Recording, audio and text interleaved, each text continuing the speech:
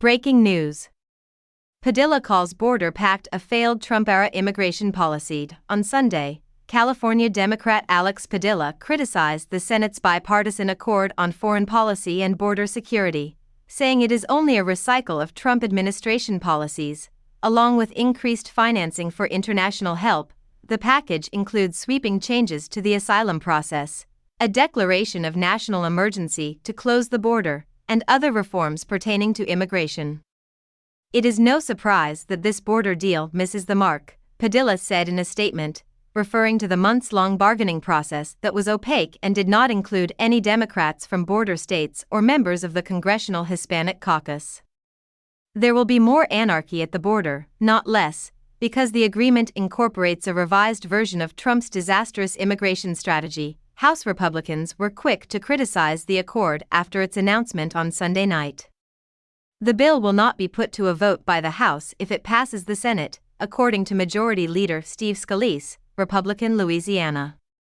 Scalise claims the bill does not go far enough. Members of the Progressive Caucus and the Congressional Hispanic Caucus, CHC, among the Democrats in the House have also pursued the accord. Legislator Pramila Jayapal, Democrat Washington, known for her progressive views, expressed her doubts about supporting the proposal earlier on Sunday. On X, previously Twitter, she stated, "Congressional Republicans continue to push enforcement-only strategies that have failed for decades.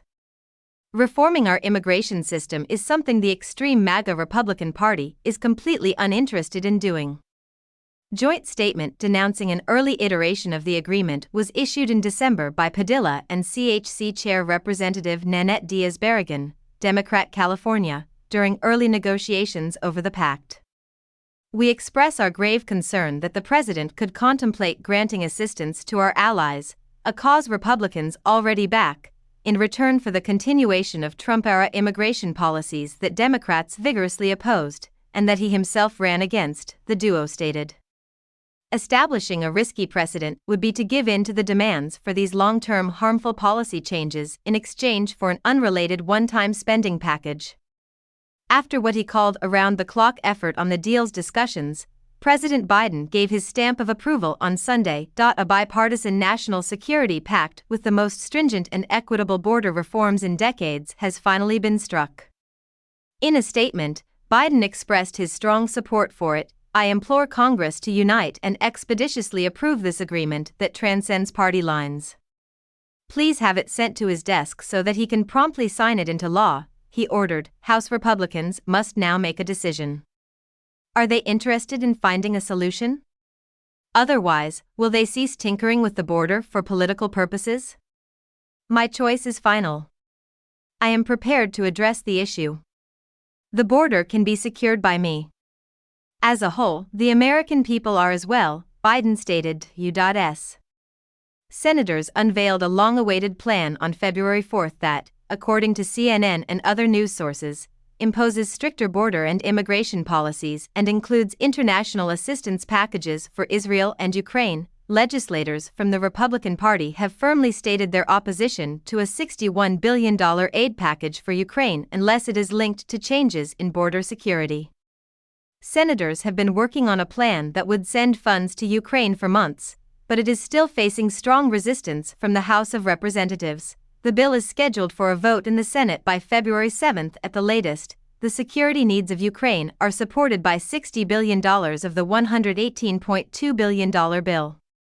Additionally, the U.S.-Mexico border receives almost $20 billion, and Israel receives $14.1 billion. Law would drastically limit southern border immigration and asylum processing if it were to pass. In order to move the financing package along, President Joe Biden was reportedly prepared to compromise on U.S. border policy on January 18, according to the Wall Street Journal. This agreement represents a monumental step towards strengthening America's national security abroad and along our border, according to Senate Majority Leader Chuck Schumer. Opinion: if the West leaves Ukraine, what will happen? The package is expected to encounter strong resistance from conservative Republicans in the House. House Speaker Mike Johnson has previously stated that any accord would be dead on arrival. Separate from any money for Ukraine, Johnson announced on February 3 that next week the House will vote on a $17.6 billion aid package for Israel. A bipartisan border agreement has been campaigned against by former President and 2024 Republican presidential nominee Donald Trump and his congressional allies. Trump had already told Republican senators to demand a perfect deal on border policy, even before the specifics of the Senate agreement were revealed. The accord included a lot of really good conservative border policy, he conceded, but added, it's become a target. If the average daily migrant arrivals surpass 4,000 over the course of a week, the United States Department of Homeland Security is granted emergency authority to curtail border crossings by this measure. A threshold of 5,000 crossings within that time frame would necessitate the department's use of the authority. Additionally, it would hasten the deportations of individuals who do not meet the criteria for asylum. After Hungary delayed a $50 billion aid plan for Ukraine in December, the EU declared on February 1 that all member states had agreed to the deal. U.S. officials expressed their delight at the news, but pointed out that the EU would be unable to help Ukraine without military aid from the United States.